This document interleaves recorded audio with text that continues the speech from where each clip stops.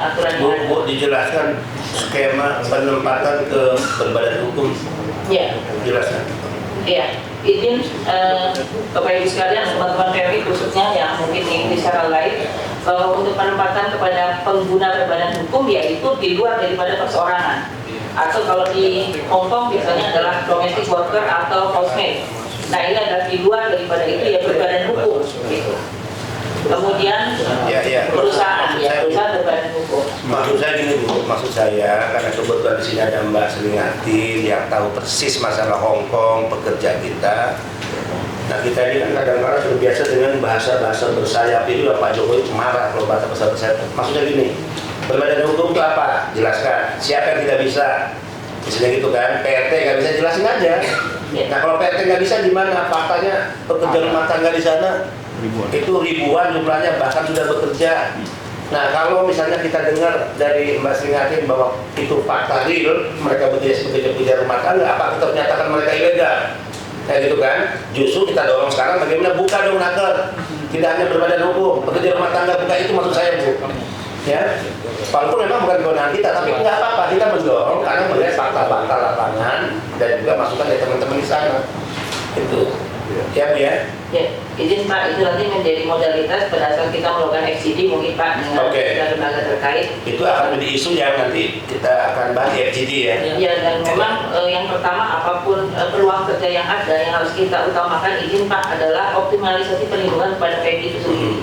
Karena untuk makro tadi juga sudah disampaikan oleh Mbak Seringatin juga dan Mbak Yuni juga, bahwa kalau kita sama-sama mengkooperasi antara yang bekerja kepada pengguna perseorangan di Hongkong dengan di Mako itu jauh Pak, lebih bagus yang di Hongkong.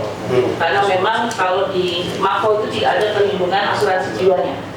Sementara kalau misalkan PMI sakit dan itu harus dirawat ataupun meninggal, itu biayanya sangat tinggi. Sehingga ini yang perlu nanti sebagai modalitas kita, bagaimana peluang kerja yang bagus di Mako itu bisa kita tangkap, namun tanpa menafikan bahwa perlindungan adalah yang harus kita penting juga, ya, setuju. Jadi hal yang kurang dari si perlindungan, gimana itu kita perkuat untuk dibicarakan dengan otoritas di sana kan itu ya. Termasuk untuk supir kata itu kan, driver itu tinggi juga kebutuhan di sana misalnya kan. Oke. Saya minta Pak Gatot, ini hari Senin, Rabu Bapak sudah bisa mengundang kawan-kawan NGO, Mbak Seringatin nanti yang ngatur lah. Mbak Seringatin misalnya siapa-siapa silakan masukkan ke Pak Gatot ya, yang kita bisa ajak bicara di level BPUMI dan teman-teman NGO. Rumuskan apa isunya, itu yang akan kita bawa Pak. Harus minggu ini juga, Rabu, Jumat katakan ya sudah dengan perwakilan Republik Indonesia Pak, ya di beberapa negara itu. Sudah siapa ya?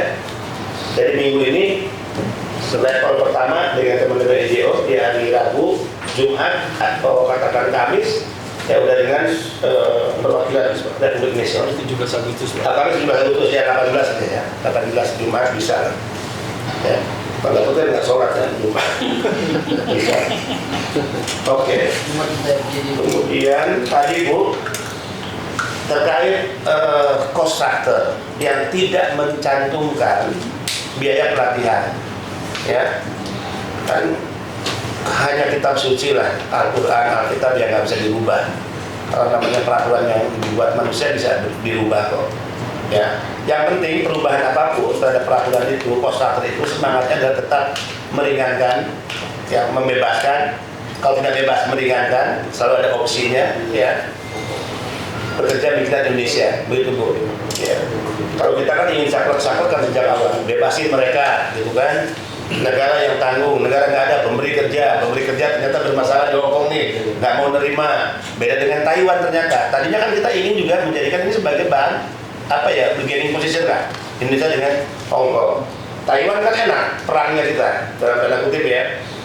Dari 14 kali pertemuan menghasilkan kesepakatan tidak berlaku di Taiwan, tapi dia naikin gaji dari 17.000 ke 20.000 NT dan menghilangkan fee agency sebanyak 60.000 NT. Nah, Taiwan ini sampai hari ini kan belum bisa diajak seperti itu negosiasinya.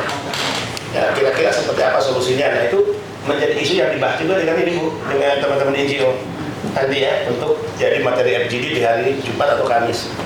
Jumat. Oke, ada tambahan lagi, Mbak Seringatin? Ini saya membaca tadi peraturannya, memang kayaknya memang perlu jelas ya Pak ya terkait penampakan di Makau, karena tadi disebutkan bahwa sektor jenis jabatannya ini berbadan hukum, tapi keterangannya ini juga menyebutkan pekerja migran Indonesia perseorangan, sedangkan pekerja migran Indonesia perseorangan kan ada mayoritas adalah PRT, tetap yang banyak adalah PRT. Nah ini menurut saya juga perlu diperbaiki bagaimana posisinya tadi, dan kalau misalkan apa ya, yang ini kan kita melihat bahwa faktanya pekerja PRT juga banyak bisa entah mereka lewat Makau, lewat Hongkong atau langsung dari Indonesia ke Makau. Nah ini menurut saya juga perlu diatur karena pasal ini membingungkan sebenarnya keterangan di sini, karena menyebutkan berbadan hukum tapi juga ada perseorangan dan juga jabatan yang tidak rendah itu seperti apa, karena di sini kan jabatan setiap sektor berbeda-beda Pak, termasuk di berbagai, misalkan kalau di hotel ya ada tukang cuci piring, ada parkir dan sebagainya. Nah kemarin saya juga dapat kabar bahwa pekerjaan di Makau itu memang saat ini juga nggak bisa besaran karena pembukaan bandara internasional dan sebagainya. Nah karena ini di sini kesempatan kerja ini sangat tertutup sehingga kesempatan kerja bagi teman-teman yang di Makau juga sangat terbatas karena memang banyak justru diambil oleh calo-calo yang untuk biayanya sangat tinggi. Jadi kalau misalkan kita sikat sindikat ya Pak ya, artinya bahwa justru peluang-peluang yang harusnya diambil oleh pemerintah itu diambil oleh semua calo-calo yang ada di Makau dan biayanya sangat tinggi. Nah tadi terkait biaya penempatan Pak, saya mau tanya yang terakhir nih, korban overcharging bagaimana nih Pak? Gitu. Kalau kemarin Pak Beni kan setuju nih uangnya PT yang jadi deposito itu ya udah jadikan jaminan. Karena sekali lagi kan kita masih mengikuti aturan lama gitu. Oke, Mbak Sringatin, yang pertama saya luruskan tadi ya, yang dimaksud perseorangan itu adalah yang mandiri ya, profesional ya, mandiri, tidak berarti PRT, karena PRT itu kan sektor atau jabatan ya. Oke. Tapi tadi Bu benar Bu, ada kalanya aturan ini dibuat hanya untuk kita yang paham. Misalnya aturan mengatakan apa tadi? Kalimat itu tidak rendah tuh Pak. Jabatan terendah. Apa? Tidak menduduki jabatan terendah. Coba apa yang dimaksud dengan itu? Yang tahu hanya kita. Terus PMI tahu nggak jabatan yang tidak terendah itu apa? Coba PMI-nya tahu nggak Bu?